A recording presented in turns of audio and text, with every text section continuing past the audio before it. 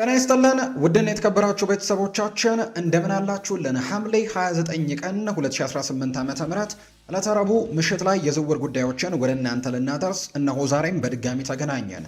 ስለምታደምጡን፣ ስለምትከታተሉን፣ ቆይታችሁን ከኛ ጋርም ስለምታደርጉ እጅጉን ከልብ አድርገን ነው የምናመሰግነው። በዛሬ ፕሮግራማችን እንደተለመደው የተለያዩ ርዕሰ ጉዳዮችን የተለያዩ የዝውውር ጉዳዮችን ወደ እናንተ እያደረስን ቆይታን የምናደርግ ነው የሚሆነው። ከነዚህ መካከል በጣም በርከት ያሉ ርዕሰ ጉዳዮችን እናነሳለን። በዛሬ ፕሮግራማችን ያው ትልልቆቹን የአውሮፓ ክለቦች የተመለከቱ የዝውውር ጉዳዮችን የምናነሳ ነው የሚሆነው። ዛሬ በጣም በርከት ያሉ የዝውውር ጉዳዮችን ስንሰማ የነበረበት ቀን ነው። ለምሳሌ ያክል ማንቸስተር ዩናይትድ ዛሬ ሁለት ግብ ጠባቂዎችን መሸጡን ይፋ አድርገዋል። አልታይ ባይንደር ወደ ሴልታ ቪጎ፣ ከዛ ውጪ ደግሞ ራዴክ ቪቴክ ደግሞ ወደ ሚድልስቦር የተቀላቀለበት ቀን እንደሆነ ይፋ ተደርጓል። ከዛ ውጪ በማንቸስተር ዩናይትድ ቤት በኩልም በማይክል ካሪክ እና በአመራሮቹ መካከል አንዳንድ ነገሮች እንዳሉ የሚያሳዩ ነገሮች ያሉ። ማይክል ካሪክ የአማካይ ስፍራ ተጫዋች አሁንም ቢሆን ማንቸስተር ዩናይትድ መፈረም አለበት የሚል አይነት ሀሳብ እንዳለው ይነገራል። ምክንያቱም በርካታ እንደውም የመረጃ ምንጮች እና አሌክስ ክሩክ የሚሆኑ ከዛ ውጪ ለማንቸስተር ኢቭኒንግ ኒውስም ቅርብ የሆኑ የመረጃ ምንጮች እንደሚናገሩት ከሆነ ማንቸስተር ዩናይትድ ሜሰን ማውንትን ነው በዚህ የውድድር ዓመት እንደ ሶስተኛ ፈራሚ ያደርገው ወይም ደግሞ በዛ ቦታ ላይ ለመጠቀም ምርጫውን በዲፕ ለመጠቀም ምርጫውን እያደረገ የሚገኘውና በፕሪሲዝንም ያንን ነገር ለማድረግ ሙከራዎችን ሲያደርግ ተመልክተናል እና በሜሰን ማውንት ለመቀጠል ፍላጎት እንዳለው የሚያሳዩ ነገሮች ያሉት ከዩሪ ቴሌማንስ እና ከአንድሬ ሳንቶስ ዝውውር በኋላ።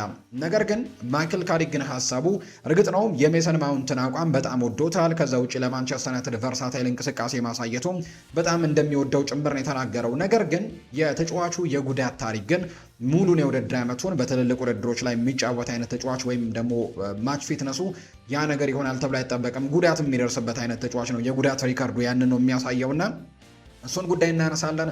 ማንቸስተር ዩናይትድ በዚህ የዝውውር መስኮት ተለቅ ያሉ ገቢዎችን አግኝተው ማለትም ከስፖንሰሮች ከተለያዩ ተጫዋች ሽያጮች ለምሳሌ ከሜሰን ግሪንውድ ሽያጭ ያገኙት ገንዘብ አለ።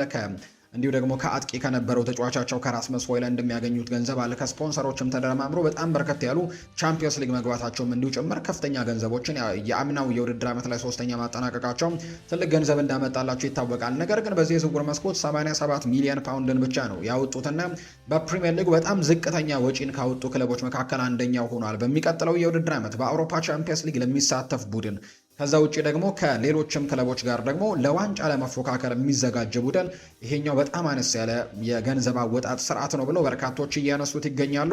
ከማንቸስተር ዩናይትድ ጋር በተያያዘ የምናነሳቸው ጉዳዮች ያሉ። በአማካይ ስፍራ ላይ ምን እያቀዱ ነው? የነ ሉዊስ ሆል ጉዳይ እንዴት እየሆነ ነው የሚለውን ጉዳይ በስፋት በዛሬ ፕሮግራማችን የምንመለከት ነው የሚሆነው። ከዛ ውጪ ግን ለአርሰናል ምናልባት ዛሬ አስደሳች ቀን ነው ብሎ ማንሳት ይቻላል። ምክንያቱም የብሩኖ ጊማሬሽን ዝውውር ዛሬ ያጠናቀቁበት ቀን ነው። ከኒውካስል ዩናይትድ ጋር ተስማምተዋል። መጀመሪያ አካባቢ በ45 ሚሊዮን ፓውንድ ነበር ተጫዋቹን የማስፈረም ፍላጎት እንደነበራቸው ሲገለጽ የነበረው። ነገር ግን አሁን ላይ በ75 ሚሊዮን ፓውንድ ኒውካስል ዩናይትድ እዚህ ተጫዋች ላይ 30 ሚሊዮን ፓውንዶችን አካባቢ ጨምረው ይህንን ዝውውር እንዳደረጉ ይፋ ተደርጓል።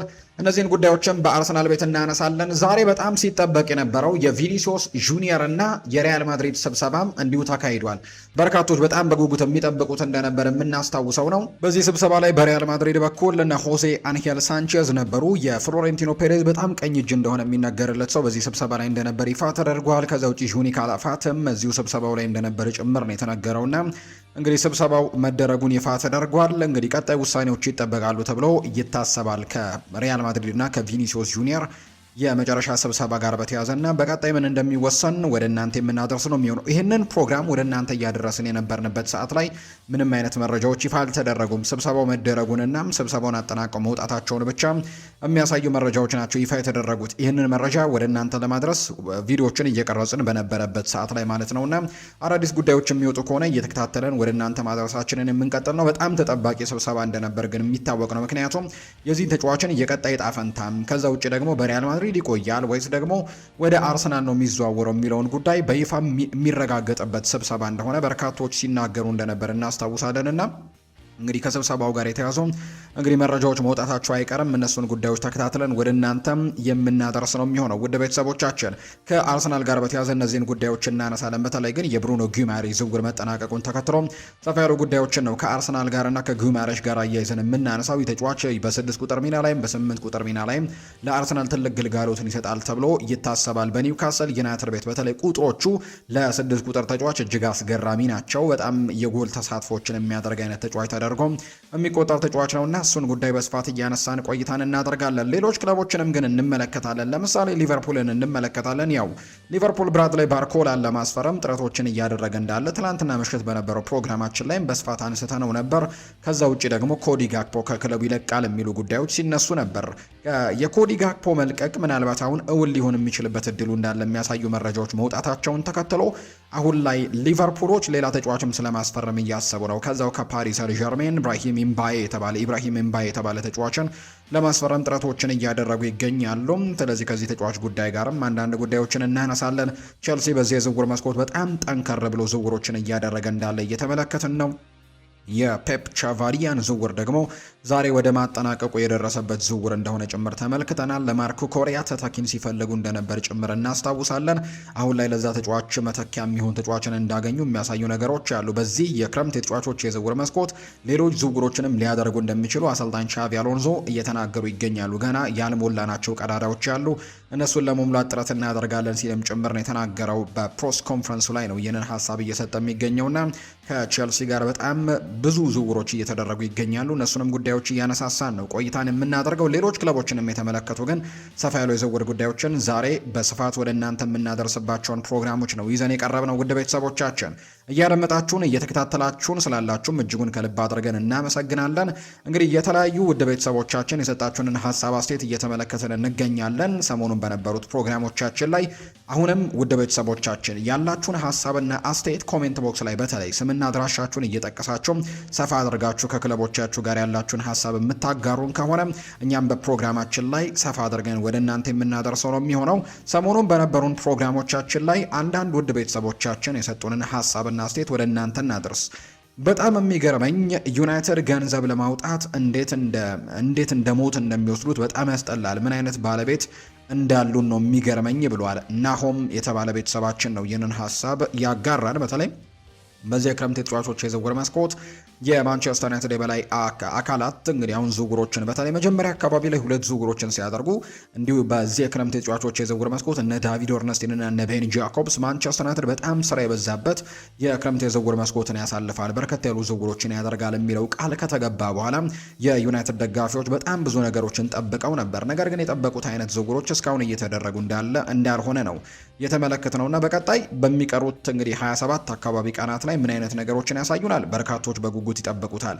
ነገር ግን እስካሁን ባለው ግን የማንቸስተር ዩናይትድ ደጋፊዎችን ያላስደሰተ የሚባል አይነት የዝውውር ሳምንታትን ነው እያሳለፉ የሚገኙት። በተለይ ደግሞ ሌሎች ክለቦች ራሳቸውን በትልቁ በጣም እያጠናከሩ በሚገኝበት ሰዓት ሌላኛው አርሰናል በዚህ ክረምት በእርግጠኝነት ቪኒን ያስፈርመዋል። እመኑኝ እንግዲህ ኤደብሊው ነኝ ከሻሸመኔ ያለን ቤተሰባችን ነው። እጅግ ከልብ አድርገን እናመሰግናለን ውድ ቤተሰቦቻችን። እንግዲህ የአርሰናልና የቪኒ ጉዳይ በቀጣይ የሚወሰን ይሆናል ተብሎ ይጠበቃል። ነገር ግን እንግዲህ ከስብሰባው በኋላ የሚወጡ ውጤቶች በጣም ወሳኝነት ይኖራቸዋል ተብሎ ነው የሚጠበቀው። ሌላኛው ተስፋዬ መላኮ የተባለ ቤተሰባችን የላከልን ሀሳብ ነው። ማንቸስተር ዩናይትድ ዋንጫ ለመብላት አይደለም ቶፕ 4 ውስጥ ለመግባት በ4 ቦታ ላይ ተጫዋቾች ያስፈልጉታል። በሉክ ሾ ቦታ፣ በሊሳንድሮ ማርቲኔዝ ቦታ፣ በካሴሜሮ እና በጆሹዋ ዘርክዚ ቦታ ላይ ጥሩ ተጫዋቾች ያስፈልጋል። ካልሆነ ግን ያለምንም ዋንጫ ከ6ኛ ደረጃ በታች ሆኖ ነው ይሄ ቡድን የሚጨርሰው ሲል ሀሳቡን አጋርቶናል። ከልብ አድርገን እናመሰግናለን። ከጆሹዋ ዘርክዚ ጋር በተያያዘ የምናነሳቸው ጉዳዮች ይኖራሉ። ምክንያቱም ተጫዋቹ ወደ ዩቬንቱስ ሊያመራ የሚችልበት እድል እየሰፋ መምጣቱን ተከትሎ እሱን ጉዳይ የምናነሳ ነው የሚሆነው። በአጠቃላይ ግን ማንቸስተር ዩናይትድን የተመለከቱ አስተያየቶች በጣም በስፋት እየተነሱ ይገኛሉ። የማንቸስተር ዩናይትድ ደጋፊዎች በዚህ ፕሮግራማችንም ያላችሁን ሀሳብ አስተያየት ልታጋሩን ትችላላችሁ። ሌሎች ውድ ቤተሰቦቻችንም ሀሳቦቻችሁን ስለምትጽፉልን እጅግ ከልብ አድርገን ነው የምናመሰግነው። ፏድ ባሩ ፕሮግራሙን እየመራው ከእናንተ ጋር ቆይታን አደርጋለሁ። ውድ ቤተሰቦቻችን አሁንም ያላችሁን ሀሳብ ልታጋሩን እንችላላችሁ። ይህንን ቪዲዮ ሁላችሁም ላይክ እያደረጋችሁ እኛን እያበረታታችሁ እንድትጀምሩት በአክብሮት ጋብዛችኋለሁ። ከዛ ውጪ ለቻናላችን አዲስ ከሆናችሁ ቻናላችንን ሰብስክራይብ እያደረጋችሁ ቆይታችሁን ከኛ ጋር እንድታደርጉ ነው በአክብሮት የምጋብዘው። በቀጥታ ወደ ዛሬ ፕሮግራማችን ነው የምናመራው። ከመሸጋገሪያ በኋላ በድጋሚ ተመልሰን እንመጣለን። በቀጥታ ወደ ዛሬ ፕሮግራማችንም የምናመራ ይሆናል። አብረን እንቆይ።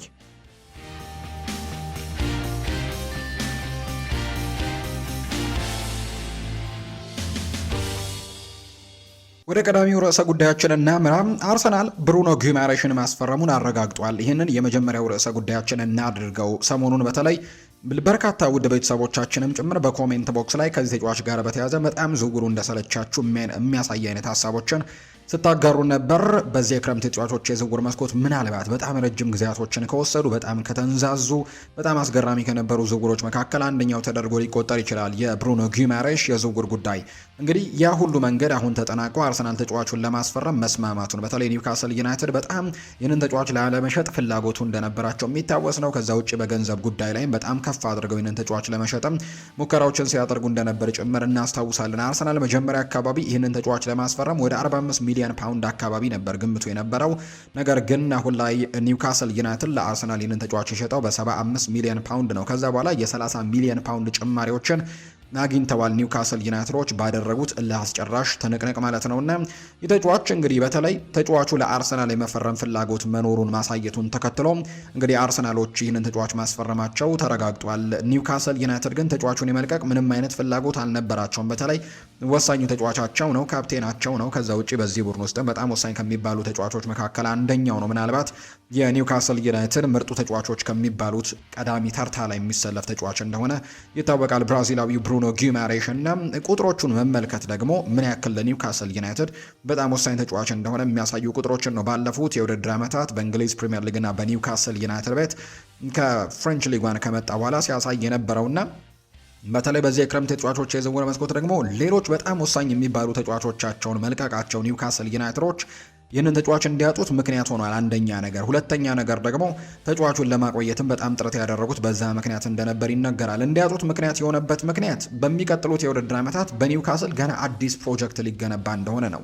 ይህ ተጫዋች የሚሰማው ደግሞ ደጋግመው የአውሮፓ ቻምፒየንስ ሊግ ላይ ተሳትፎችን እንኳን የማድረግ አቅሙ ይኖራቸዋል ብሎ አይጠብቅም። ምክንያቱም በጣም ወሳኝ የሚባሉ ተጫዋቾች አንቶኒ ጎርደን በዚህ ክረምት ለቋል። ከዛ ውጪም ሌላኛው ሳንድሮ ቶናሊም ጭምር በዚህ የክረምት የተጫዋቾች የዝውውር መስኮት መልቀቁን እናስታውሳለን። ከዛ በፊት በነበረው የክረምት የተጫዋቾች የዝውውር መስኮትም አሌክዛንደር ኢሳክን ወደ ሊቨርፑል መሸጣቸው ይታወሳል። ያው ብዙም ጥቅም ላይ ባያውሉትም ነገር ግን ኤሊዮት አንደርሰንም ከኒውካስል ዩናይትድ እንደነበር ይታወሳል ወደ ኖቲንግሃም ፎረስት ያመራውና በጣም ወሳኝ የሚባሉ ተጫዋቾቻቸውን በየአመቱ እየለቀቁ ይገኛሉ ኒውካስል ዩናይትድ። ስለዚህም ይሄ ቡድን በቀጣይ ጊዜያት የፕሪሚየር ሊጉን ዋንጫ ለማንሳት አይደለም የአውሮፓ ቻምፒየንስ ሊግን ደግሞ ደጋግሞ እንኳን ለመሳተፍ በጣም ጠባብ እድል የሚሆንበት ጊዜ እንደሆነ ይሰማዋል። ተጫዋቹ ደግሞ እድሜው እየሄደ ነው።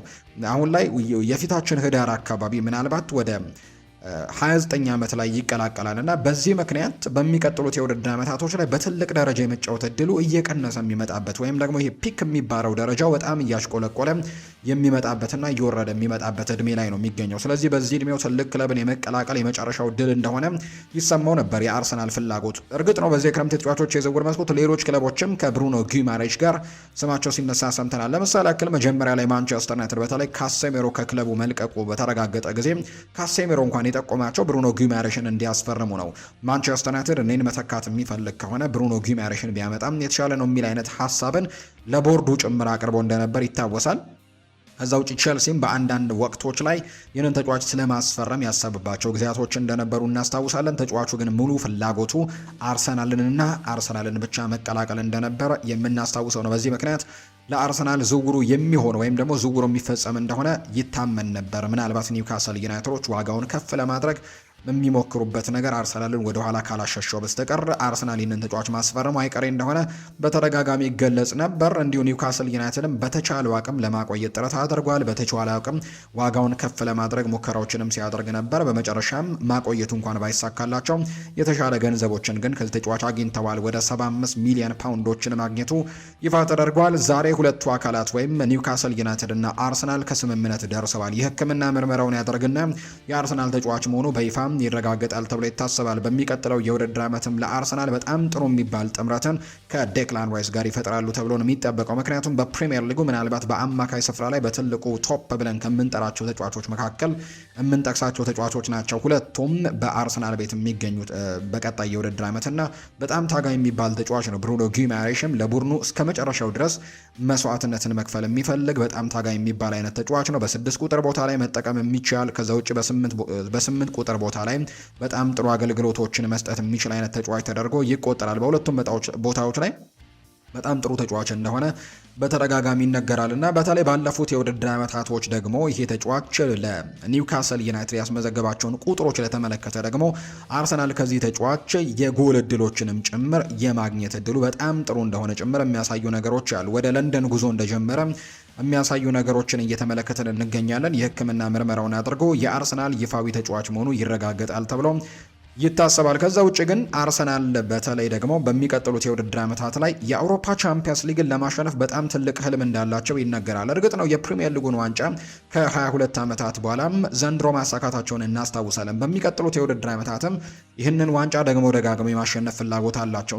እንዳሁኑ ጊዜ በጣም ረጅም ጊዜያቶችን ጠብቀው አይደለም የማሸነፍ ፍላጎት ያላቸው። ተከታታይ ጊዜ ደግሞ ይህንን ነገር ማሳካት ይፈልጋሉ። የመጀመሪያው ዋንጫውን የማሸነፍ እንግዲህ ግድግዳ ወይም ደግሞ ዋንጫ ያሸንፉም ተብሎ የሚታሰብበት ግድግዳ አሁን ላይ ተደረማምሶ ወድቋል። በቀጣይ ይህንን እንግዲህ መንገድ ካገኙ አይቀር በደንብ ተከታታይ ጊዜ ዋንጫዎችን ለማሸነፍ ነው ጥረት የሚያደርጉት። እንደ ብሩኖ ጊማሬሽ ያለ ደግሞ ተጫዋች በፕሪሚየር ሊጉ ላይ ዋንጫን ደጋግሞ ለማሸነፍ ከዛ ውጭ ደግሞ የአውሮፓ ቻምፒየንስ ሊግን የፍጻሜ ጨዋታ ላይ ደርሰው ነበር። ከዛም ወደ ዋንጫው ለመጠጋትም በጣም ወሳኝ አገልግሎትን ይሰጣቸዋል ተብሎ ነው የሚጠበቀው። በፕሪሚየር ሊጉ በጣም ልምድ ያለው ተጫዋች እንደሆነ ይነገራል። ባለፉት የውድድር ዓመታት በፕሪሚየር ሊጉ በጣም ጥሩ የሚባሉ ቁጥሮችን ማስመዝገብ ችሏል። ለምሳሌ ያክል ባለፈው የውድድር ዓመት 14 የግብ ተሳትፎችን ነው ማድረግ የቻለው። 9 ግቦችን አስቆጥሯል። 5 አሲስቶችን ማድረግ የቻለ ተጫዋች ነው። በ2025-26 የውድድር ዓመት የኒውካስል ዩናይትድ በፕሪሚየር ሊጉ ከፍተኛ ግብ አስቆጣሪ ሆኖ ነው ያጠናቀቀው። በ2024-25 የውድድር ዓመት ደግሞ 11 የጎል ተሳትፎችን ነበር ያደረገው። 5 ጎል አስቆጥሮ 6 አሲስቶችን አድርጓል። በ2023-24 የውድድር ዘመን 15 የጎል ተሳትፎችን ያደረገበት ዓመት ነበር። 7 ጎል አስቆጥሮ 8 አሲስቶችን በማድረግ 2022-23 ላይ 9 የጎል ተሳትፎችን አድርጓል። 4 ጎል እና 5 አሲስት። እንዲሁ 2021-22 ደግሞ 6 የጎል ተሳትፎች ነበሩት። 5 ጎል እና 1 አሲስት በማድረግና በአጠቃላይ በ6 የውድድር ዘመን ውስጥ አስቡት የ6 ቁጥር ተጫዋች ነው። ምናልባት አንዳንድ ጊዜ 8 ቁጥር ተጫዋች ሊሆን ይችላል። ነገር ግን በአጠቃላይ 55 የጎል ተሳትፎችን ባለፉት የ6 የውድድር ዓመታት በኒውካስል ዩናይትድ ቆይታው ማድረግ የቻለ ተጫዋች ነውና ለአርሰናል እጅግ በጣም ቆንጆ ዝውውር ተደርጎ እንደሚቆጠር ነው ይሄ መረጃም የሚያሳየው። በቀጣይ እንግዲህ ቡድኑን ይቀላቀላል ተብሎ ይታሰባል። እንዳልኳችሁ ከሕክምና ምርመራው በኋላ አሁን ወደ ለንደን እያመራ እንደሆነ የሚያሳዩ መረጃዎችን እየተመለከተን እንገኛለን። ሌላኛው ከአርሰናል ጋር ከተነሳ አይቀር የቪኒሲዮስ ጁኒየር ጉዳይ መነሳቱን እንደቀጠለ ነው የሚገኘው። ቪኒሲዮስ ጁኒየር እርግጥ ነው አሁንም ቢሆን ውሳኔዎቹ በጣም ይጠበቃሉ። ዛሬ ስብሰባ እንደሚያደርጉ ሲገለጽ ነበር። ምናልባት ይሄ ሳምንት ለአርሰናል፣ ለሪያል ማድሪድ እና ለቪኒ ጁኒየር በጣም ወሳኝ ሳምንት እንደሆነ በተደጋጋሚ ሲገለጽ ነበር። የሁለቱ አካላት ስብሰባ በጣም ይጠበቅ ነበር፣ የሪያል ማድሪድ እና ከዛ ውጭ የቪኒሲዮስ ጁኒየር እና ዛሬ መደረጉ ዛሬ ጠዋት አካባቢ በክለቡ ዋና መስሪያ ቤትም ስብሰባ መቀመጣቸው ነው ይፋ እየተደረገ የሚገኘው። የክለቡ ኃላፊ የሆነው ሆሴ አንሄል ሳንቼዝ የፍሎሬንቲኖ ፔሬዝ በጣም ቀኝ እጅ እንደሆነ ይነገራል። ይሄ ሰው እሱ ለስብሰባው እንግዲህ እንደመጣ ይፋ ተደርጓል። ምናልባት በጣም ትልቅ ደረጃ ላይ የደረሰ ንግግር እንደሆነ ወይም በጣም ትልቅ ትኩረት የሚስብ ስብሰባ መሆኑን የሚያሳየው እንደዚህ አይነት ተሳትፎዎች መኖራቸው ነው። ሆሴ አንሄል ሳንቼዝ መሳተፉ ያንን ነገር ያመለክታል ይላሉ የስፔን የመረጃ ምንጮች ሲናገሩ። ከዛ ውጭም የመልማዮች ኃላፊ የነበረው ጁኒ ካላፋትም እዛ ቦታ ላይ እንግዲህ እንደተገኙና ስብሰባውን እንዳደረጉ የሚያሳዩ ነገሮች አሉ። በሁለቱ ወገኖች መካከል ከስምምነት መደረስ አለመደረሱ እስካሁን ይፋ የተደረገ እንዲህ ነው የሚባል መረጃ እስካሁን ድረስ የወጣ ነገር የለም። ከመላምቶች ውጭ ወይም ከግምቶች ውጭ የወጣም ይፋ የተደረገ ነገር የለም በሁለቱም አካላት መካከል። ሪያል ማድሪድ ግን ቪኒሲዮስ ጁኒየርን ጉዳይ ቅድሚያ እንደሰጠውና በፍጥነት ደግሞ መፍታት የሚፈልጉት ጉዳይ እንደሆነ ግን እየተገለጸ ይገኛል። ይሄ ክረምት በጣም ወሳኝ ክረምት ይሆናል ተብሎ ይታሰባል ለሪያል ማድሪድ። በተለይ ተጫዋቹ ኮንትራቱን ማራዘም የማይፈልግ ከሆነና ሙሉ ለሙሉ በሩን ዝግ ያደረገ ከሆነ በሪያል ማድሪድ የመቀጠሉ ነገር ምንም ነገር ቻንስ ላይኖረው ይችላል ተብሎ ይታሰባል። ምክንያቱም በሚቀጥለው ክረምት ተጫዋቹን በነፃ ማጣት አይፈልጉም። በዚህ ክረምት ሽጠው ገንዘቦችን ማግኘት እንደሚፈልጉ የሚያሳዩ ነገሮች አሉ። ስለዚህ የቪኒሲዮስ ጁኒየር ውሳኔ ወይ ከክለቡ መልቀቅ ወይ በክለቡ መቀጠል እንደሚሆን ብቻ ነው የሚረጋገጠውና እንግዲህ ስብሰባው ተደርጓል። በቀጣይ ውሳኔዎቹ የሚጠበቁ ይሆናሉ ተብሎ ይታሰባል። አርሰናሎች ግን በጣም ጥሩ ኦፈሮችን እያቀረቡለት ይገኛሉ።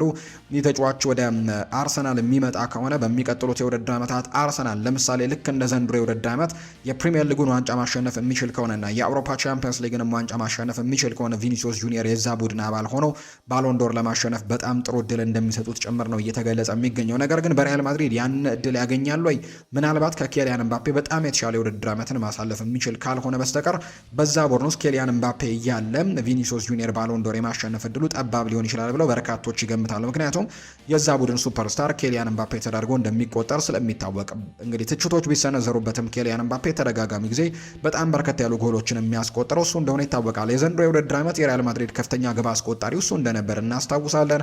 ባለፈው በመጣበት የመጀመሪያው የውድድር ዓመትም ተመሳሳይ መንገዶች ነበሩ። ስለዚህ ምናልባት ሪያል ማድሪድ የአውሮፓ ቻምፒየንስ ሊግን ማሸነፍ ቢችልና ከሪያል ማድሪድ ተጫዋቾች የባሎን ዶር ሽልማት ማሸነፍ አለበት ተብሎ የሚታሰብ ከሆነ ቅድሚያ የሚሰጠው ለኬሊያን ምባፔ ነው። እንደ ከዚህ ቀደሙ ቪኒሲዮስ ጁኒየር እድሎችን ያገኛል ተብሎ አይጠበቅም። ስለዚህ እንደዚህ አይነት የበላይነቶችን ማግኘት የሚፈልግ ከሆነ ወይም የአንድ ክለብ ሱፐርስታር መሆን የሚፈልግ ከሆነ አርሰናል ትልቁ መዳረሻው ሊሆን እንደሚችል የሚያሳዩ ግምቶችን ነው እየተመለከትን የምንገኘውና እንግዲህ ወደ አርሰናል ማምራት እንደዚህ አይነት ጥቅሞችን ያመጣለታል ተብሎ ይታሰባል። ከዛ ውጪም ለሪያል ማድሪድ የጠየቀው የአዲስ የጉርሻ ክፍያ የፊርማ ክፍያ ግን ከዚህ በፊት ተደርጎ የማይታወቅ ሌሎች የሪያል ማድሪድ ተጫዋቾችም እንዲከተሉት የማይፈልጉት ነው። ሪያል ማድሪዶች እንደዚህ አይነት ጥያቄዎች ሌሎች ጊዜያቶች ላይ ምናልባት ለቪኒ ብንፈቅድ ከዚህ በኋላ ሌሎች ተጫዋቾች እንደዚህ አይነት ጥያቄዎችን ያነሱብናል የሚል ፍራቻ እንዳላቸው ይነገራል። በዚህ ምክንያት የቪኒ ጁኒየርን ይህንን የፊርማ ክፍያ የሚባል ነገርን በጭራሽ እንደማይቀበሉት ነው የሚታመነው። ስለዚህ ምናልባት ቪኒሲዮስ ጁኒየር እና ሪያል ማድሪድ የሚያደርጉት ስብሰባ ውጤት ሁሉን ነገር ይወስናል ተብሎ ይጠበቃል። በቀጣይ የሚወጡ አዳዲስ ጉዳዮችን ደግሞ እየተከታተለን ወደ እናንተ የምናደርስ ነው የሚሆነው።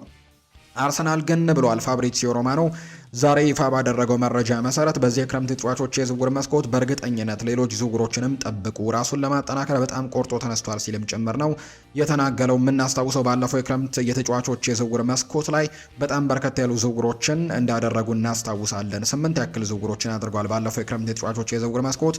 በዚህ የዝውውር መስኮት ያን ያክል ቁጥሮች ላይ እንኳን ባይደርስ በጣም ጥራት ያላቸው ድንቅ ዝውውሮችን በማድረግ ራሱን ለማጠናከር ዝግጁ ነው ብሏል ፋብሪዚዮ ሮማኖ ባጋራው መረጃ ላይ። ስለዚህ በቀጣይ ምን አይነት ዝውውሮችን ሊያደርግ ይችላል ይጠበቃል።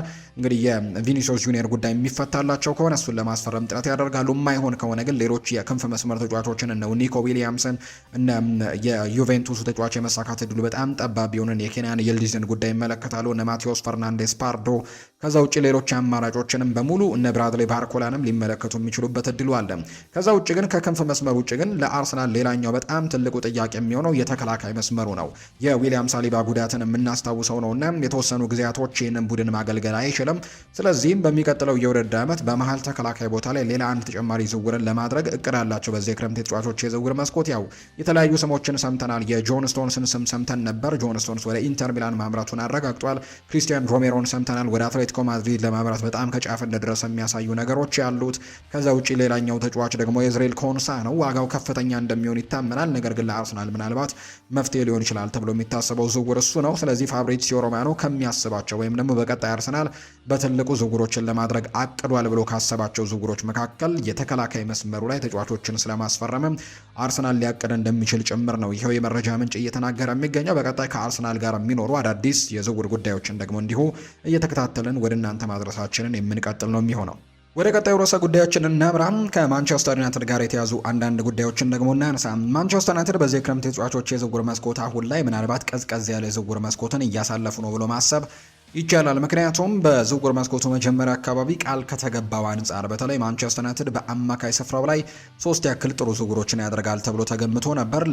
ለዚህ ደግሞ የአማካይ ዲፓርትመንቱ ደግሞ እስከ 150 ሚሊዮን ፓውንድም ጭምር እንዳዘጋጁ ነበር የመረጃ ምንጮቹ በተደጋጋሚ ሲያሳዩ እንደነበር የምናስታውሰው ጉዳይ ነው። ነገር ግን እስካሁን ድረስ 85 ሚሊዮን ፓውንዱን መጠቀማቸውን እናውቃለን። ነገር ግን ሌሎች ዝውውሮችን የማድረጋቸው ነገር ግን አሁን አጠራጣሪ እንደሆነ የሚያሳዩ መረጃዎች ናቸው ይፋ የተደረጉት። ምክንያቱም ትላንትና የወጡ መረጃዎችን ከተመለከተን ማንቸስተር ዩናይትድ ሌላ የአማካይ ስፍራ ተጫዋችን የማስፈረማቸው ነገር አጠራጣሪ እንደሆነ የሚያሳዩ መረጃዎችን ነው ይፋ እያደረጉ የሚገኙት በርካታ የመረጃ ምንጮች። ስለዚህ በዚህ ምክንያትም ዩናይትድ ቃል ከገቡት አንጻር በተለይ ለማንቸስተር ዩናይትድ ደጋፊዎችም ከተነገረው አንጻር እንግዲህ አጠራጣሪ የሆነ ጉዳይን እያሳለፉ እንደሚገኙ ነው የመረጃ ምንጮቹ እየተናገሩ የሚገኙት። በዚህ የዝውውር መስኮት እንግዲህ ማንቸስተር ዩናይትድ እስካሁን 2 ዝውውሮችን በትልቅ ደረጃ የምናነሳቸውን የዩሪ ቴሌማንስን እና ከዛ ውጪ ሌላኛውን ዝውውር ደግሞ የአንድሬ ሳንቶስን ዝውውር ማድረጋቸውን እናስታውሳለን። ነገር ግን አሁንም በቡድን ውስጥ በጣም የሚቀሩ ነገሮች እንዳሉ ነው የሚያሳዩት። በዚህ የዝውውር መስኮት ዝቅተኛ ወጪን ያወጡ ከሚባሉት ቡድኖች መካከልም አንደኛው ሆኖ ማንቸስተር ዩናይትድ ተቀምጧል። ቁጥሮችን ስንመለከት ከተደረጉ ዝውውሮች አንጻር ማንቸስተር ዩናይትድ በጣም ዝቅ ያለ የወጪን እንዳወጣ ነው እየተነገረ የሚገኘው። እስካሁን በተደረገው የዝውውር እንቅስቃሴ ላይ በጣም ዝቅተኛ ወጪዎችን ካወጡት ክለቦች መካከል አንደኛው ሆኖ ተመዝግቧል። በኢኒዮስ እና በግሌዘሮች የሚመራው ማንቸስተር ዩናይትድ እና እስካሁን ድረስ ያወጣው 50 ሚሊዮን ፓውንድ የተጣራ ወጪን እንደሆነ ነው ይፋ የተደረገው። ያው ሽያጭና ከዛ ውጪ ግዢ ደግሞ ሲጠራ ማለት ነው 50 ሚሊዮን ፓውንድ የተጣራ ወጪን ነው ያወጣው። በዚህ ክረምት ተጫዋቾች የዝውውር መስኮት ወጪ ካወጡ ክለቦች ተርታም በ8ኛ ደረጃ ላይ እንዲቀመጥ እንዳደረገው ጭምር ነው። ዝቅተኛ ወጪን ካወጡ ክለቦች 8ኛ ደረጃ ላይ እንዲቀመጥ ነው እንደተደረገ የሚያሳዩ መረጃዎችን የተመለከተ ነው። በአጠቃላይ በዚህ የክረምት ተጫዋቾች የዝውውር መስኮት በርከት ያሉ ገንዘቦችን ያወጣው ቡድን ቼልሲ እንደሆነ ይፋ ተደርጓል። 2ኛ ደረጃ ላይ ደግሞ እንዲሁ ቶተንሃም ሆትስፐርስ እንደተቀመጠ ጭምር ነው የመረጃ ምንጮቹ የሚያሳዩትና በዝውውር መስኮቱ ከፍተኛ ወጪ ያወጣው ክለብ ቼልሲ እንግዲህ 217 ሚሊዮን ፓውንዶችን በአጠቃላይ እስካሁን ድረስ እንዳወጣ ይፋ የተደረጉ ጉዳዮች አሉ። በቀጣይ ገና ነው እንግዲህ የዝውውር ሳምንታቶች ወደ 4-3 አካባቢ ሳምንታት እንደሚቀሩ ይታመናል እና በእነዚህ 4 እና 3 ሳምንታት ውስጥ ማንቸስተር ዩናይትድ የትኞቹን ተጫዋቾች ያስፈርማል በርካቶች የሚጠብቁት ነው። ቤን ጃኮብስ ግን ሰሞኑን በነበረው በተለይ ዩናይትድ ስታንድ በተባለው ፕሮግራሙ ላይ ቀርቦ እንደተናገረው ከሆነ ማንቸስተር ዩናይትድ በሚቀጥሉት ሳምንታትም በእርግጠኝነት ስራ የሚበዛበት ሳምንት ይሆናል። ወደ 4-3 አካባቢ ተጫዋቾችን ለማስፈረም ጥረት ያደርጋል የሚል አይነት ሀሳብን ጭምር ሲያነሳ ሰምተነዋል። ሊያስፈረምበት ከሚችለው ቦታ መካከል አንደኛው ደግሞ የአጥቂ ቦታ ሊሆን እንደሚችል የሚያሳዩ ነገሮች አሉ። ምክንያቱም ዛሬ የወጡ መረጃዎችን ከወደ ጣሊያን የተመለከተን እንደሆነ በተለይ በጣሊያን በጣም ታማኝ ከሚባሉ ተነባቢ ከሚባሉ የመረጃ ምንጮች መካከል አንደኛው የሆነው ዲማርዚዮ ነው። ዲማርዚዮ እንደተናገረው ከሆነ ዩቬንቱሶች ጆሹዋ ዘርክዚን ለማስፈረም በጣም ጥሩ የሚባል እንቅስቃሴን ማድረጋቸውን ነው እየተናገረ የሚገኘው ይሄ መረጃ ምንጭ። በተለይ በውሰት ለማስፈረም በጣም ትልቅ ጥረቶችን እያደረጉ እንዳለ ይፋ አድርጓልና ምናልባት ማንቸስተር ዩናይትድ የጆሹዋ ዘርክዚን መልቀቅ ደግሞ የሚፈልጉት ከሆነ ወይም ደግሞ የሚቀበሉት ከሆነ የግድ በአጥቂ ቦታ ላይ ተጫዋች ለማምጣት ጥረት ማድረግ አለባቸው ተብሎ እንደሚታመን የተገለጸው። ትላንትና ማንቸስተር ዩናይትድ የአማካይ ስፍራ ሌላኛ ተጫዋች ሶስተኛ ተጫዋች ላያስፈርም ይችላል ከሚለው መረጃ ጎን ለጎን ዘ አትሌቲክስ ያወጣ ዩናይትዶች ግን በአጥቂ መስመር ላይ ተጫዋች ሊያስፈርሙ እንደሚችሉ ግን ግምቱን እንደሰጠ ይፋ ተደርጓል። ያው ሶስተኛ የአማካይ ስፍራ ተጫዋች አያስፈርሙም ሲባል ግን ሌሎች ቦታዎች ላይ ተጫዋቾችን ለማምጣት እንዲያግዛቸው ወይም ደግሞ ሌሎች ቦታዎች ላይ ኢንቨስት እንዲያደርጉ እንዲያግዛቸው በማሰብ ነው። በተለይ በፕሪሲዝኑ ሜሰን ማውንት ያሳየው አቋም ለዚህ ቦታም በቂ ነው ብለው ያምናሉ። ስለዚህም ሶስተኛ ተጫዋች ከማምጣት ይልቅ በአማካይ ቦታ ላይ ሜሰን ማውንትን እዛ ጋር ተጠቅሞ ሌሎች ቦታዎችን ማጠናከር የተሻለ ነው ብለው ስለሚያምኑ ነው ማንቸስተር ዩናይትዶች ያንን ውሳኔ እንደተደረገ የሚናገሩትና ዘ አትሌቲክ የተባለ የመረጃ ምንጭ። ስለዚህም ዩናይትድ ከሚመለከታቸው ቦታዎች መካከል አንደኛው አጥቂ ነው ብሏል ይሄ መረጃ ምንጭ ሲናገር። ነገር ግን አጥቂ ቦታው ላይ ሲመለከት ግን ከዚህ በፊት ሲፈልጉት የነበረውን ተጫዋች ማለትም ኦሌ ዋትኪንስን የማስፈረማቸው ነገር አጠራጣሪ ነው ብለዋል። አሁን ላይ እሱ ትኩረታቸው አይደለም ወይም ኦሌ ዋትኪንስን የሚመለከቱበት ሰዓት እንዳልሆነ ይሰማቸዋል የሚል ነው ይህንን መረጃም ይፋ እያደረገ እንደሚገኝ የተገለጸውና በቀጣይ ግን ማንቸስተር ዩናይትድ አጥቂ ያስፈርማል ተብሎ እንደሚጠበቅ የመረጃ ምንጩ እየተናገረም እንደሚገኝ ነው ዘገባዎች እየጠቆሙ የሚገኙት።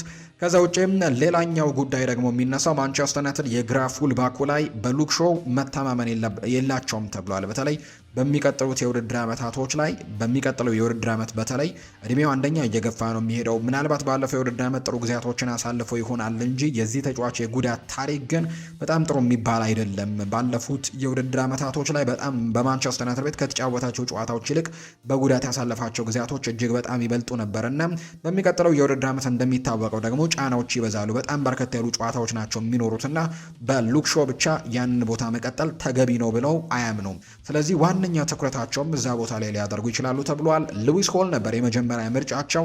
ነገር ግን ሉዊስ ሆልን ለማስፈረም እድሉ በጣም እየጠበበ መጥቷል። ኒውካስል ዩናይትድ 3 ወሳኝ ተጫዋቾቹን በትልልቅ ገንዘብ መሸጡ እነ ሳንድሮ ቶናሊን እነ አንቶኒ ጎርደንን እና ዛሬ ደግሞ እንዲሁ ብሩኖ ጊማሬሽን በከፍተኛ ገንዘቦች መሸጣቸው ይህንን ተጫዋች እንዳይሸጡት ወይም እንዳይለቁት ያደርጋል ተብሎ ይጠበቃል። ምናልባት ተጫዋቹ እንኳን ገፍቶ ልቀቁኝ ብሎ እንኳን ቢወጣ ከማንቸስተር ዩናይትድ በጣም ከፍተኛ ገንዘቦችን ነው ለመጠየቅ ዝግጁ እንደሆኑ የተነገረው። ይሄ ደግሞ ማንቸስተር ዩናይትድን ከዝውውሩ ሊያሸሸው ይችላል ተብሎ ይጠበቃል። ስለዚህ የሉዊስ ሆልን ጉዳይ ለማስፈረም በተለይ አሌክስ ክሩክ እንደተናገረው ከሆነ እጅግ በጣም ከባድ ነው ይህንን ዝውውር ማድረግ ሲል ጭምር ነው እየተናገረ የሚገኘው። እሱ ጉዳይ ነው እየተገለጸ የሚገኘው። ሌላኛው ማይልስ ሉዊስ ስኬሊንም እንደሚፈልጉና ሁለተኛ ምርጫቸው እንደሆነ ሲነገር ነበር።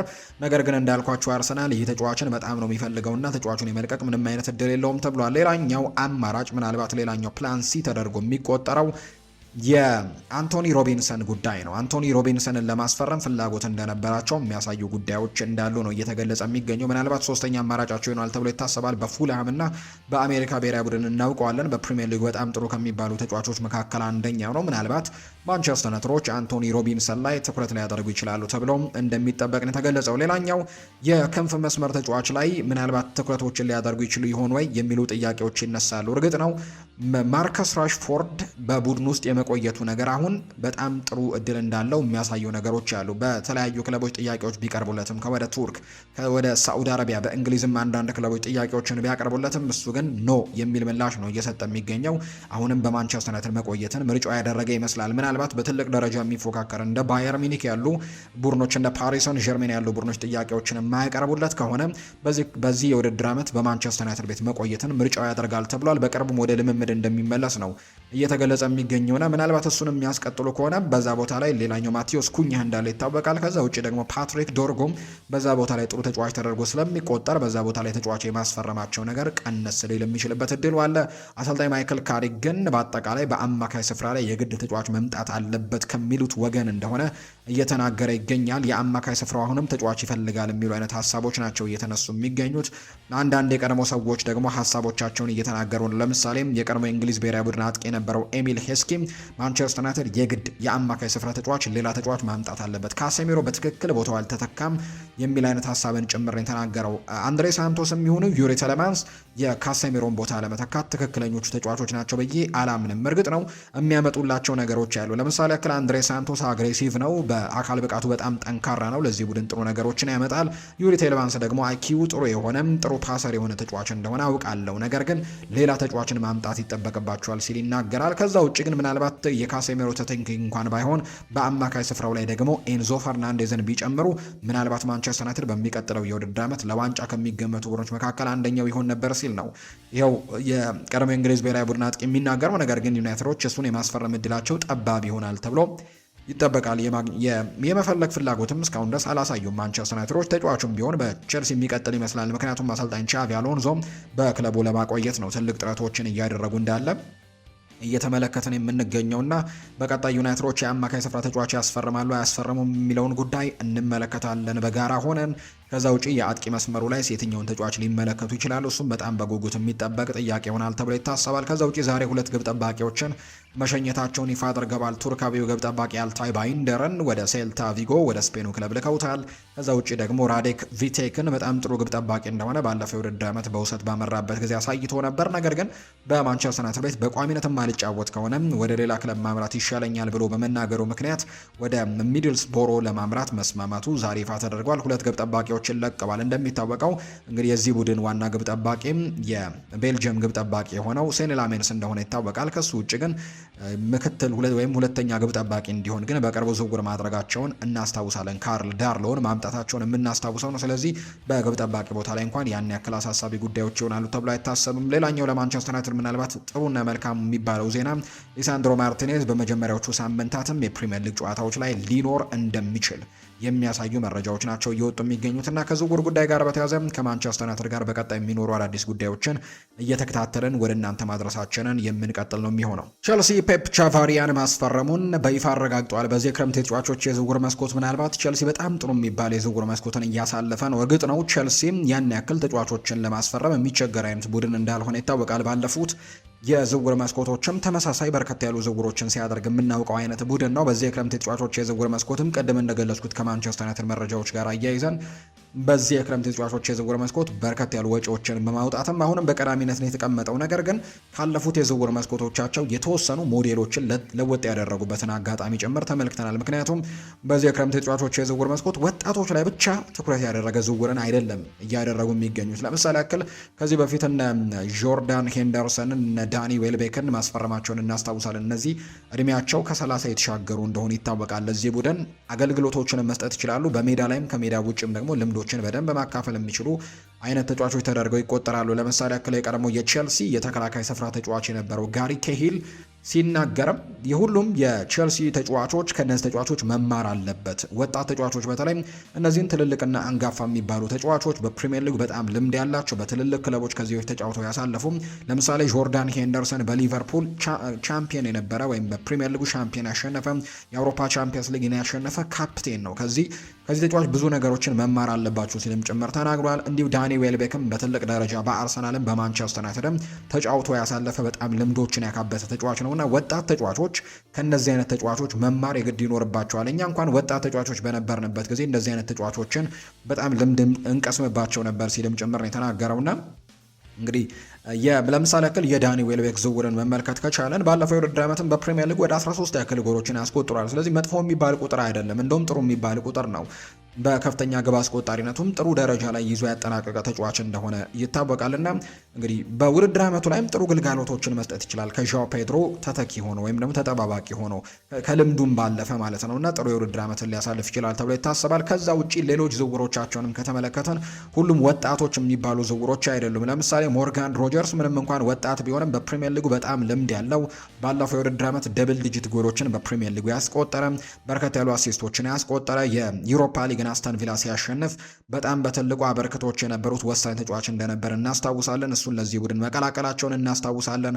ከዛ ውጪ ሌላኛው ዝውውራቸው ደግሞ ዛሬ የተደረገው የራዮ ቫይካኖ ተጫዋች የነበረው ፔፕ ቻቫሪያንን መመልከት ይቻላል። 28 ዓመቱ ላይ የሚገኝ ተጫዋች ነው። ይሄ ተጫዋች እንግዲህ ወጣት አይደለም፣ ወይም ደግሞ በሚቀጥሉት የውድድር ዓመታቶች ላይ በደንብ ቡድኑን ከዚህ በኋላ የሚያገለግል አይነት በጣም ታዳጊ የሚባል አይነት ተጫዋች አይደለም። እርግጥ ነው በጣም ፒክ የሚባለው ደረጃ ላይ ለእግር ኳስ ወደ 30ዎቹ መጠጋት ምናልባት እንግዲህ ከዚህ በኋላ ዲክላይን እያደረገ ይሄዳል ተብሎ የሚታሰብበት አይነት እድሜ ነው። ነገር ግን 28 በጣም ፒክ ደረጃ የሚደርሱበት ተጫዋቾች በጣም ከፍተኛ ብቃታቸውን የሚያገኙበት እድሜ እንደሆነ ግን ይነገራልና ይህንን ተጫዋች ነው እንግዲህ ዛሬ ማስፈረማቸውን ይፋ ያረጋገጡት። ለማርኮ ኮሪያ ትክክለኛው ተተኪ አድርገው እንደሚያስቡት ጭምር ነው እየተገለጸ የሚገኘው። ባለፈው የውድድር ዓመት በራዮ ቫይካኖ ስብስብ ውስጥም በጣም ጥሩ ከነበሩ ተጫዋቾች መካከል አንደኛው የተከላካይ መስመር ተጫዋች ተደርጎ ይቆጠራል። በተለይ በሌፍት ባክ ቦታ ላይ በጣም ጥሩ ተጫዋች እንደሆነ ይነገራል። ቻቪ አሎንዞ ለሚፈልገው ሶስት ደግሞ ተከላካዮች በባክስሪ ለመጫወት የሚሆን አይነት ትክክለኛ ተጫዋች ተደርጎ የሚቆጠረው። በአጠቃላይ ግን ማርኮ ኮሪያን ለመተካት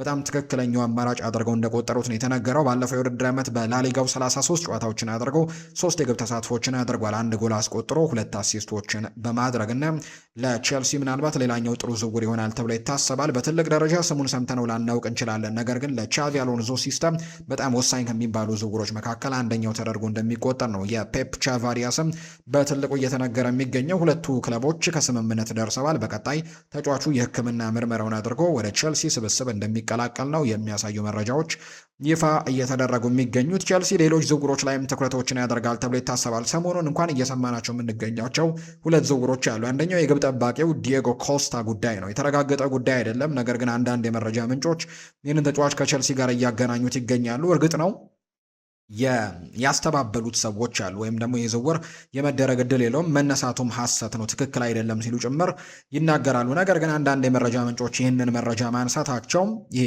ጭስ አይታይ እሳት በሌለበት ጭስ አይታይም እንደሚባሉ አይነት ብሂል ነው። ስለዚህም ቼልሲዎች የተወሰኑ እንቅስቃሴዎችን ሊያደርጉ እንደሚችሉ በግብ ጠባቂው በኩል ላይ እየተነገረ ነው። ባለፉት የውድድር ዓመታቶች በጣም በትልቁ በችግር መልክ ይነሳ ነበር በቼልሲ ቤት የግብ ጠባቂው ጉዳይና ዲዮጎ ኮስታ ደግሞ በፖርቱጋል ብሔራዊ ቡድን በጣም ውጤታማ ከሚባሉ ግብ ጠባቂዎች አንደኛው ነው። ስለዚህ ሊመለከቱት ይችላሉ ተብሎ ይታሰባል። ባለፉት የዝውውር መስኮቶችም እንደ ማይክ ሜኙ አይነት ግብ ጠባቂዎችን ለማስፈረም ጥረቶችን ሲያደርጉ ነበር፣ ሳይሳካላቸው ቢቀርም። ስለዚህ ዲዮጎ ኮስታ በእግር ለመጫወት በጣም ጥሩ ተጫዋች እንደሆነ ይነገራል። በሾት ስቶፒንግ ደግሞ በጣም ጥሩ ግብ ጠባቂ ነው። ስለዚህ ቼልሲ በቀጣይ ምናልባት እንግዲህ ሊመለከቱት ይችላሉ ተብሎ ነው የሚታሰበው። ሌላኛው ደግሞ የፍራንቸስኮ ኮንሴሳውንም ጉዳይ በትልቁ እየሰማን እንገኛለን። ይሄ የዩቬንቱስ ተጫዋች ስለመውጣት እያሰበ ነው የሚሉ አንዳንድ መረጃዎችን ከወደ ጣሊያን እየሰማን እንገኛለን እና ምናልባት የሚለቅ ከሆነ ደግሞ ቼልሲ ሊመለከተው ይችላል የሚሉ ዘገባዎች እየወጡ ይገኛሉ። ማንቸስተር ዩናይትድ እና ቼልሲ ከዚህ ተጫዋች ጋር ስማቸው ሲነሳ ሰምተናል። ያን ያክል ግን ጠንከር ያለ የዝውውር ጉዳይ ላይ ስማቸው ሲነሳ አልሰማንም። ከዚህ ተጫዋች ጋር የመልቀቅ ዕድሎች ግን ካሉት ምናልባት ከሌሎች ክለቦች ይልቅ ቼልሲን ስለመቀላቀል ሊያስብ እንደሚችል የሚያሳዩ ነገሮች ያሉ። በአጠቃላይ ቼልሲ በዝውውር መስኮቱ ላይ በጣም በንቃት እየተሳተፈ የሚገኝ ክለብ እንደሆነ ነው እየተገለጸ የሚገኘው። ከዛ ውጭ ደግሞ ሌሎች ደግሞ ሊለቃቸው የሚችሉ ተጫዋቾች እንዳሉም የሚያሳዩ ነገሮች ያሉ። ለምሳሌ ያክል ሊለቃቸው ከሚችሏቸው ተጫዋቾች መካከል አንደኛው ፔድሮ ኔቶ ነው ተብሏል። ፔድሮ ኔቶን ለማስፈረምም ማንቸስተር ሲቲ ፍላጎት እንዳለው እየተገለጸ ይገኛል። ባለፈው የውድድር ዓመት ኤንዞ ማሬስካ ይህንን ተጫዋች በጣም እንደሚወዱት ይነገራል። ኤንዞ ማሬስካ ደግሞ አሁን የማንቸስተር ሲቲ አሰልጣኝ ሆኖ መቀጠራቸውን የምናውቀው ጉዳይ ነውና በዚህ ምክንያት ወደ ማንቸስተር ሲቲ ሊይዘውት ሊመጡት ከሚችሏቸው ተጫዋቾች መካከል አንደኛው ተደርጎ ሊቆጠር እንደሚችል የሚያሳዩ ነገሮች ያሉ ከዚህ ተጫዋች ጋር በተያያዘ። ከዛ ውጭ ሌላኛው ማሎ ጉስቶንም እንደሚፈልጉት ማንቸስተር ሲቲዎች እየተነገረ ነው። ይህም በቀድሞ በኤንዞ ማሬስካ ስር በጣም ከሚወደዱ ተጫዋቾች መካከል አንደኛው ነበር። ስለዚህ ቸልሲ ይህንንም ተጫዋች ሊመለከት የሚችልበት እድሉ እንዳለው የሚያሳዩ ነገሮች አሉት። ውድን የተከበራችሁ ቤተሰቦቻችን ለዛሬ ያዝንላችሁ የዝውውር ጉዳዮችን በስፋት ያነሳንበት የዛሬ ፕሮግራማችን ይህን ይመስል ነበር። በቀጣይ ፕሮግራሞቻችን ሌሎች ርዕሰ ጉዳዮችን፣ ሌሎች አዳዲስ መረጃዎችን በስፋት ወደ እናንተ የምናደርስባቸውን የዝውውር ጉዳዮች በድጋሚ ይዘን የምንመጣ ይሆናል። ለዛሬ ግን ስላዳመጣችሁኝ፣ ስለተከታተላችሁኝ፣ ከኛ ጋርም ስለነበራችሁ ከልብ አድርጌ ነው የማመሰግነው። በቀጣይ ፕሮግራሞቻችን ሌሎች ርዕሰ ጉዳዮችን ይዘን በድጋሚ ተመልሰን የምንገናኝ ይሆናል። በጠዋቱ ፕሮግራማችንም እንዲሁ የዝውውር ጉዳዮችን በስፋት የምናነሳበትን ፕሮግራም እንድትከታተሉ ጋብዛለሁ። ለዚህ ቻናል አዲስ ከሆናችሁ ቻናላችንን ሰብስክራይብ በማድረግ የቤተሰባችን አባል እንድትሆኑ ጋብዛችኋለሁ። ቪዲዮአችንን ሁላችሁም እኛን ለማበረታታት ላይክ እንድታደርጉት ነው ምጋብዛችሁ። ያላችሁን ሀሳብና አስተያየት ደግሞ ስምና አድራሻችሁን እየጠቀሳችሁ ኮሜንት ቦክስ ላይ ብታጋሩን እኛም በቀጣይ ፕሮግራሞቻችን መልሰን ወደ እናንተው ለማድረስ ያመቸናልና ስምና አድራሻችሁን እየጠቀሳችሁ ጻፉልን። ለዛሬ ግን ስላደመጣችሁኝ ከልብ አድርጌ አመሰግናለሁ። በቀጣይ ፕሮግራሞቻችን መልሰን እስክንገናኝ ድረስ መልካም ጊዜ፣ መልካም ቀን እንዲሆንላችሁ ነው በአክብሮት የምመኘው።